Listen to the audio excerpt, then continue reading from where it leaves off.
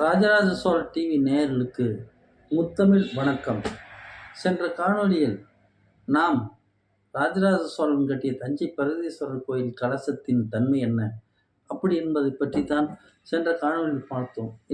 இந்த காணொளியில் அந்த சோழ தேசத்தில் பூத்த தஞ்சை பிரகதீஸ்வரர் கோயில் அல்லது பிரகதீஸ்வரர் என்பது சமஸ்கிருத வார்த்தை, தஞ்சை பெரிய கோயில் என்பது தூய தமிழ் வார்த்தை. ராஜராஜேஸ்வரம் என்று ராஜராஜ சோழன் அந்த கோயிலுக்கு பெயரிட்டு அழைத்தார். சரி, இப்பொழுது விஷயத்திற்கு நாம் வருவோம். அங்குள்ள பூஜை பொருள்கள் அத்தனையும் தங்கத்தால் அவர் செய்து கொடுத்திருந்தார். அங்குள்ள தங்க ஓடுகள் அனைத்ததையும் இலங்கைக்கு சென்று 5ஆம் பகிபாலனை வென்று அந்த நாட்டு கருவூலங்களை சுத்தமாக தொலைத்து எறிந்து கொண்டு வந்திருந்தார். இங்கு வந்து சோழ தேசத்தில் உள்ள பொதுமக்களுக்கெல்லாம் வீட்டுக்கு தகுந்த மாதிரி 8 கிராம் பொறுமானம் உள்ள நகைகளை ஒவ்வொரு வீட்டிற்கும் அவர் கொடுத்தார் என்றும் நான் முன்னே சொன்னேன். இப்பொழுது மீதமுள்ள நகைகளை சுமார் 13,000 கிலோ தங்கத்தை உருக்கி தங்க ஓடுகளாக செய்து அந்த ராஜராஜேஸ்வரம் கோயில் மேலே தங்க ஓடுகளை போத்தினார். சரி, கீழே பல 100 சிலைகள் இருக்கிறது. அந்த ஒவ்வொரு சிலைகளுக்கும் முத்து, பவளம், மாணிக்கம், வைரம், வைடூரியம், கோமேதம் என்று அவர் அழகுபட அதில் பதித்தார். அவ்வளவு விலை மதிக்க முடியாத கோயிலாக 10ஆம் நூற்றாண்டில் அந்த கோயில் இருந்தது. மிக சந்தோஷமான ஒரு விஷயம்தான். ஆனால் முழுக்க முழுக்க தங்கத்திலே அது உருவாக்கப்படவில்லை. கருங்கற்களால் புதுக்கோட்டை மாவட்டத்திலிருந்து வெட்டி எடுத்து வந்த கருங்கற்களால் செய்யப்பட்ட கோயில் என்று நான் சொல்லியிருந்தேன். சரி, அங்கு எல்லா வைரங்களும் தங்கங்களும் பூத்து குலுங்கியது. மொத்தத்தில் சொல்லப்போனால் அது கருவூலமாக திகழ்ந்தது. அது தமிழ்நாடு சட்டசபை என்று இருப்பது போல அன்று தமிழர்களின் சட்டசபையாகவும் அது மிகுந்தது என்றால் அதில் ஆச்சரியப்படுவதற்கு வேறு ஒன்றுமே இல்லை. சரி, அந்த தங்கங்கள்லாம் அந்த விலை மதிக்க முடியாத மொத்த தங்கங்கள் எவ்வளவு என்று கேட்டால் சுமார் 40,000 கிலோ தங்கம் என்று வரலாற்று ஆய்வாளர்கள் இன்று கணிக்கிறார்கள். அந்த கோயிலில் உள்ள மொத்த தங்கம் 40,000 கிலோ தங்கம் என்று சொல்கிறார்கள். வைரம், வைடூரியம், மாணிக்கத்தெல்லாம் உலகத்தின் பாதி நாட்டையே விலைக்கு வாங்கிடலாம். அந்த அளவுக்கு அதில் வைரம், முத்து, பவளம், மாணிக்கங்களை அந்த சிலைகள் மீது கண்களுக்கு எதிராக வைரங்களை பதித்திருந்தால், ஒட்டியானத்துக்கு எதிராக வைர தோடுகளையும் வைர கிரீடங்களையும் வைர அட்டைகளையும் அதில் படைத்திருந்தார். பத்தாத்துக்கு அந்த சோழ தேசத்தில் உள்ள பொதுமக்கள் தங்கள் விருப்பப்பட்டு தாமாக முன்வந்து பல நகைகளை செய்திருந்தார்கள். சிற்றரசர்கள் பல நகைகள் அந்த கோயிலுக்கு தானியமாக கொடுத்தார்கள். போர்ப்படை தளபதிகள் பல நகைகளை அந்த கோயிலுக்கு தானமாக கொடுத்தார். எல்லாவற்றிற்கும் மேலாக குந்தவை பிராட்டியார் ராஜராஜ சோழனுடைய அக்கா, ஆதித்த கரிகாலனுடைய சகோதரி ஆவார். இந்த குந்தவை அறிவுஜீவி என்று சொல்லியிருக்கிறேன். இந்த பெரும்பாலான நகைகளை பாதி கொடுத்தது குந்தவையும் ராஜராஜ சோழனுடைய மனைவிமார்கள் 10 பேரும் ஏகப்பட்ட நகைகளை அந்த கோயிலுக்கு தானமாக கொடுத்தார்கள். அதேமாதிரி ராஜேந்திர சோழன் கங்கை கொண்டான், கடாரம் வென்றான்.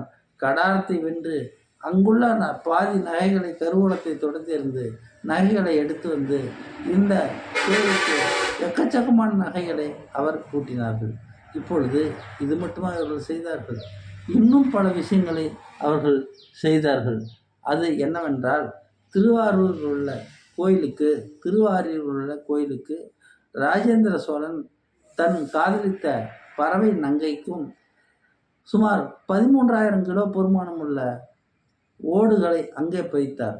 அது மட்டும் அவர்கள் செய்தார். அங்கேயும் தங்கம், வைரம், முத்து, பவளம், மாணிக்கம் எல்லாத்தையும் பதித்திருந்தார். அதுக்கு இன்னொரு காரணம் உண்டு சொல்கிறார்கள். பறவை நங்கையே அடிப்படையில் வசதியானவர் தான். ராஜேந்திர சோழன் மேல் ஆசைப்பட்டு தான் பறவை நங்கை அந்த தங்க ஓடுகளை தன் சொந்த நகைகளை கொடுத்தார் என்றும் சொல்கிறார்கள். ஆனால் அவர் கொடுத்தாரோ இல்லது தன் காதலிக்காக அந்த கோயிலை இவர் கட்டி வைத்தாரோ என்பது நமக்கெல்லாம் ஒரு சந்தேகத்திடமான ஒரு கேள்வியாக இருக்கிறது. சரி, ஒரே ஒரு விஷயம், ராஜேந்திர சோழன் மன்னராக இருந்தாலும் அவர் காதலிலே, அதாவது காமத்தில் இல்லை, காதலிலே சற்று வீரியமாகத்தான் இருந்திருக்கிறார். நூல்களை படிக்கும்போது அப்படித்தான் இருந்திருக்கிறது. 1970களில் நாகேஸ்வரராவ் வாணிசிங் நடித்த பிரேம் நகர் என்ற படம் ராஜேந்திர சோழனின் காதலை தழுவித்தான் பிரேம் நகர் என்ற பெயரில் வெளிவந்து அது மிக பிரம்மாண்டமான வெற்றியை அது பெற்றது. அது தொல்பொருள் ஆராய்ச்சியாளராக தமிழ்நாட்டில் இருக்கும்போது அந்த கதையை கொண்டு போய் இன்றைய திரைப்பட நடிகர் வெங்கடேஷ் தெலுங்கில் இருக்கிறாரே, அவருடைய தந்தையர் டி ராமாநாயுடுவிடம் சொல்லி இப்படி அருமையான காதல் என்று சொல்லி அவர் அந்த கதையை திரைப்படமாக இயக்கினார். இன்று பாகுபலி படத்தினுடைய டைரக்டர் அவருடைய பாட்டனார் KS பிரகாஷ் ராவ் தான் அந்த படத்தை இயக்கினார். அதே படம் அதே ப்ரொடியூசர்கள் வைத்து அதே டைரக்டரை வைத்து தமிழில் வசந்தமாளி என்ற பெயரில் 72 படம் எடுத்தார்கள். ரிலீஸ் செய்யப்பட்டது. இலங்கையில் அந்த படம் 1.5 வருடங்கள் ஓடி திரு சிவாஜி கணேசன் அவர்களின் வாழ்க்கையிலே அதிகமான நாட்கள் ஓடியது என்ற பெயரை அப்படம் பெற்றது. அந்நாளில் இவ்விஷயம் யாருக்கும் தெரியவில்லை. இந்நாளில் தற்சமயம் காலான அந்த சரத் சந்தர்ஜி அப்படி என்றவர் காலமாவதற்கு முன் வெளியிட்ட பின்புதான் ராஜேந்திர சோழனுடைய காதல் என்பது பலருக்கு தெரிய வரும். சரி, இதே படம் பிரேம் நகர் என்ற பெயரிலேயே இந்தியில் எடுக்கப்பட்டது. ராஜேஷ் கண்ணா, ஹேமா மாலினி நடித்தார்கள். படம் பிரம்மாண்டமான வெற்றி பெற்றது. ஆக ராஜேந்திர சோழனின் காதல் கதைகள் காலம் கடந்து 1000 வருடம் கடந்தாலும் இன்றளவும் பழமொழிகளில் வெற்றி பெறுவது ஆச்சரியமான விஷயம்தான். அது மட்டுமல்ல, அவருடைய குலதெய்வமான சிதம்பரம் நடராஜர் கோயிலில் சுமார் 15,000 கிலோ தங்கம் இன்றும் இன்றைய தேதி வரைக்கும் இன்றைய நிமிஷம் வரைக்கும் பூத்து குலுங்குவதை அங்குள்ள பக்தர்கள் யார் வேண்டுமானாலும் பார்க்கலாம். சுமார் 15,000 கிலோ பொறுமானமுள்ள தங்க ஓடை இன்றைய விக்கிரகத்தின் மேல் இருப்பதை யார் வேண்டுமானாலும் இன்றும் செய்து பார்க்கலாம். சரி, இந்த நகைகள் எல்லாம் எங்கே போயிட்டுது? சிதம்பரம் நடராஜர் கோயிலில் என்ன காரணத்தை கொண்டோ மாணிக்கவர் 13ஆம் நூற்றாண்டில் படையெடுத்து வந்தவர் நேரடியாக மதுரைக்கு சென்றார். பாண்டிய மன்னர்கள் அவர்கள் அண்ணன் தம்பி சண்டையினால் அங்குள்ள நகைகளை எல்லாம் கொள்ளையடித்தார். அவர்கள் ஒற்றுமையாக இருக்கவில்லை.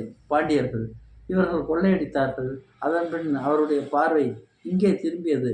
தஞ்சை பிரகதீஸ்வரர் கோயிலுக்கு திரும்பியது. இந்த கோயிலில் உள்ள 13,000 கிலோ தங்கம், வைரம், முத்து, பவளம், மாணிக்கங்களை எல்லாம் குதிரையில் ஏற்றி கொண்டு போனார்.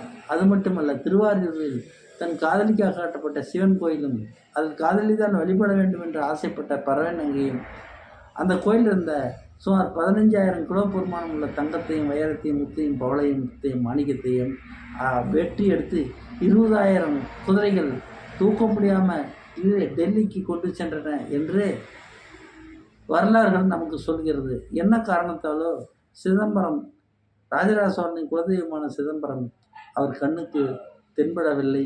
அந்த நகைகள் அப்படியே தங்கிவிட்டன. இதிலிருந்து நாம் ஒன்று மட்டும் தெரிந்து கொள்ள வேண்டும் சகோதரர்களே, ஒற்றுமையாக நாம் இருக்க வேண்டும். ஒற்றுமையாக இருந்தால்தான், தமிழர் ஒற்றுமையாக இருந்தால் எந்த காரியத்தையும் வெற்றி பெற செய்யலாம்.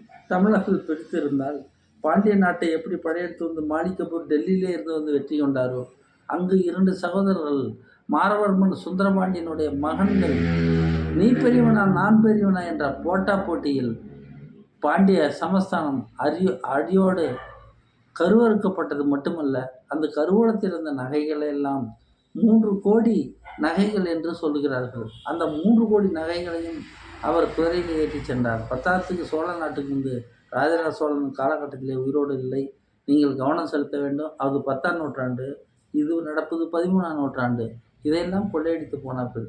தமிழர்களே, இதிலிருந்து என்ன தெரிகிறது என்றால், நாம் ஒற்றுமையாக இருந்தால் நிச்சயமாக நம்மளை எந்த சக்தியாலும் வெல்ல முடியாது.